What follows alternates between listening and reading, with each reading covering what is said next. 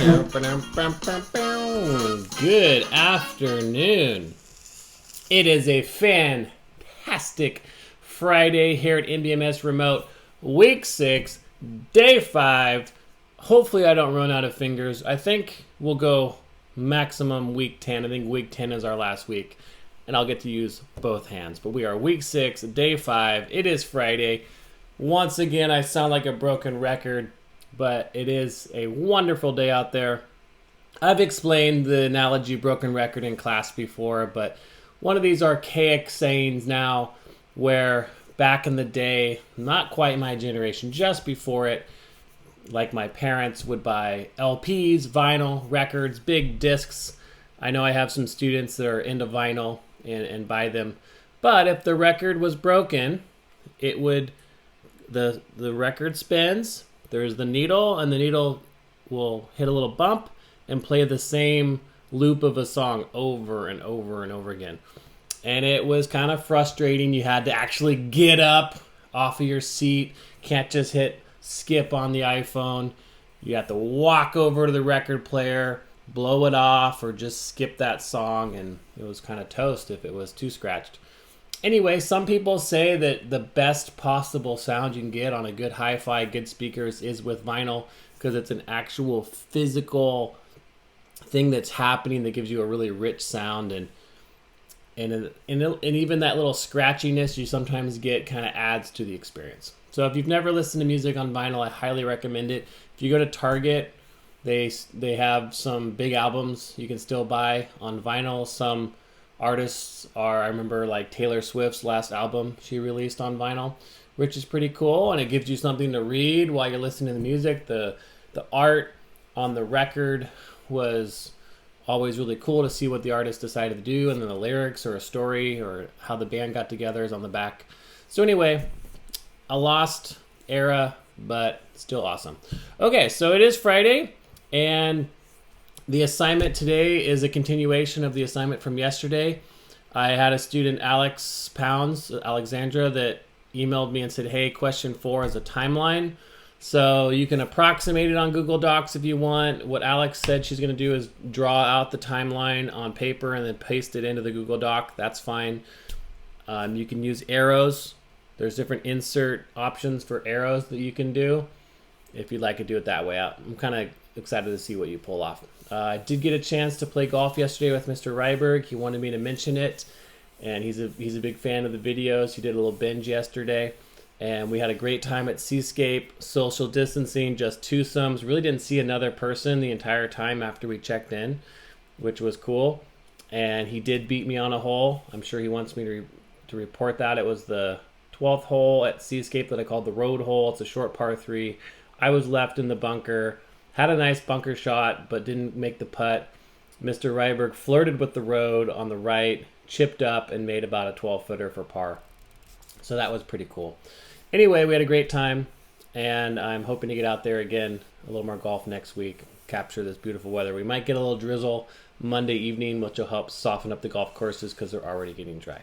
All right, I'm trying to think if there's any other announcements. Oh, we did have an amazing science meeting this morning with Mr. Cutter, Mr. Hockland, Miss Maddox, and Miss Work, and we started talking about next year, what that might look like. It's kind of weird to think about that far forward, what fall 2020 might look like, and we're hoping for the best. But either way, your NBMS science teachers have you covered, and we have some good plans for next year. All right, let's take a look at today's word. It is already May 8th, 2020. Number 129, photosynthesis reaction. I talked about photosynthesis yesterday when I talked about the chloroplast and the chlorophyll molecule that's in there. It's a balanced equation here. You get 6 parts CO2 plus 6 parts H2O. That's carbon dioxide and water. You combine that with a little sunlight energy, a little chloroplast, and you get glucose, which is C6H12O6, which is a sugar molecule, and then oxygen. So we know that plants release oxygen. We as animals take that oxygen in. We use it. We release CO2 back into the environment. The plant uses that, and that's this beautiful carbon cycle that we talked a lot about earlier in the year when we talked about climate change and how our carbon cycle on Earth has been highly accelerated. We're releasing way more CO2 than is being absorbed by plants and other organisms, and we're out of balance. Nature has a way of rebalancing, and we're seeing that rebalancing with all the things that have been happening on Earth, and it doesn't always rebalance in the way that it was before. It changes, and it's changing to things that we're not familiar with. We're getting different organisms coming from around the world, invasive species. We're getting sea level rise, and so things are changing quickly as a result of climate change, and it is a rebalancing, but in a way that we're not familiar with. So just another thing to think about. This episode of our lives with COVID-19 has not been overall positive, but there has been less pollution, and we're seeing the benefit of using less CO2 or using less things that produce CO2 out there. Way less pollution from cars, way less pollution from planes, way less pollution from cruise ships and container ships, you name it. We're starting to realize that we can live our lives with this low carbon footprint if we try, and we've done it. And so we can learn some of these lessons going forward. We're learning that we don't need to commute as much to work. We can get a lot done over the computer. It's not ideal. It'd still be good to go into work every so often, but maybe not every day. So anyway, a lot of things in our lives are going to change as a result of this, some of them for the better. All right, so photosynthesis reaction, it's something you talk a lot more about in 7th grade, life science. I said it yesterday, the most important process in science. Everything comes out of it. Beautiful process, and I'll probably talk more about it as the days go by. All right, let's finish up Friday, this fabulous Friday, with some birthdays. Today, I don't have a birthday, but I do have a birthday tomorrow. Shane Joy Valentin. Happy birthday on May 9th. That's a Saturday tomorrow. I will continue to do birthdays for the rest of the year. Maybe I'll do all the summer birthdays in the last week. And if you do have your birthday during this time, enjoy it the best you can. Stay safe. We're still doing social distancing.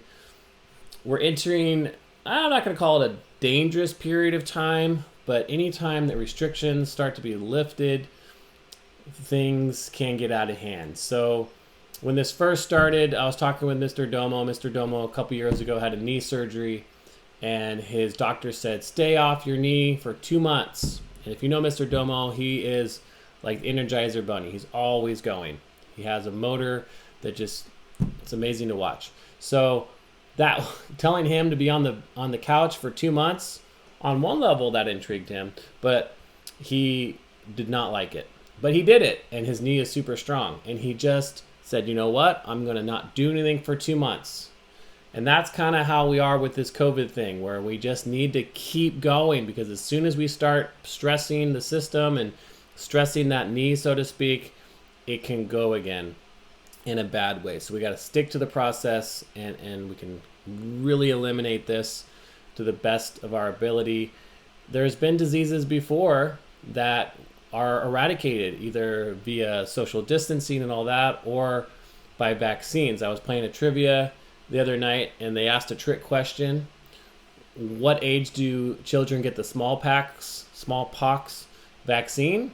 And they don't get a vaccine anymore because we've eradicated that disease, not completely from Earth, but on the most part that we don't need to give that as a vaccine anymore.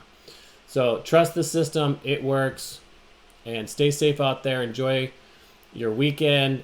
Keep those emails coming. I'm getting a lot of great questions. Every time I log into Google Classroom, I'm blown away by the high quality of your work.